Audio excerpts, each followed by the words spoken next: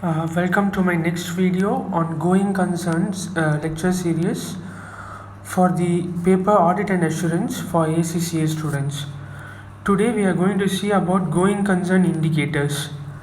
Just like how we saw in the previous video that it is the management's responsibility to assess if going concern basis is applicable or not for the preparation of financial statements.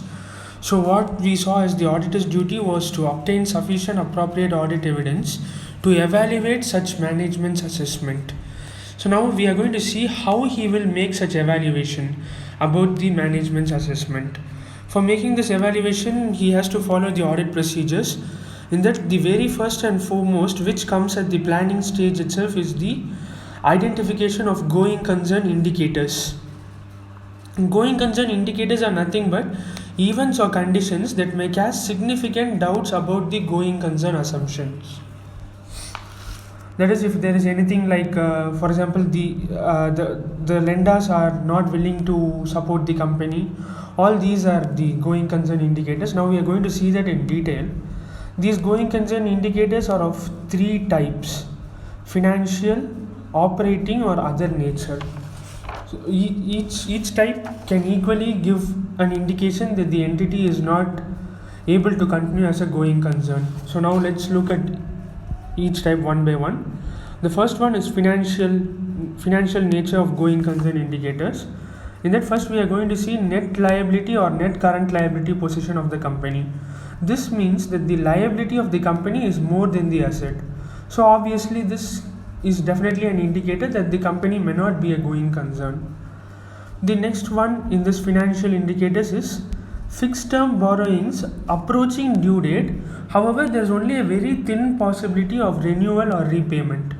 So what will happen in such a scenario if the fixed term borrowing is not repaid, and also the lender is not willing to renew the borrowing because of some issues? So this will be definitely an image of the goodwill of the company, and also the lender might file a suit against the company. So this is also a very important going concern indicator. Withdrawal of financial support by creditors. This one is like the money that we get from creditors is a very important lifeline for cash rotation for any company. So whoever is in business, they will definitely know the credit period which the supplier gives, like 2 months or 3 months, is a very big boon to the company, because we are able to get the goods at the supplier's money itself. That is, we are getting the goods but we need not pay anything. He has paid the money, he has made the goods ready, and he is supplying it to us and credit. Until 3 months we need not pay, so that is a very important source. So now if that is withdrawn, then that's definitely going to be a big hit at the short term.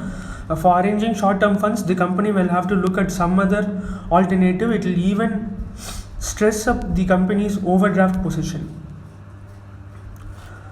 Negative operating cash flows in historical or prospective financial statement is the next indicator. Obviously, a company which has a cash crunch is definitely under going concern issues. Excessive reliance on short-term borrowings for financing long-term assets. See, as we all know, short-term borrowings is definitely of a higher interest rate compared to long-term borrowings. Long-term assets are very expensive assets. For this, if you are going to deploy short-term funds, then the interest cost itself will be very high year on year. Also, no one would go on a costly fund when there is a cheaper fund such as long-term funds is available.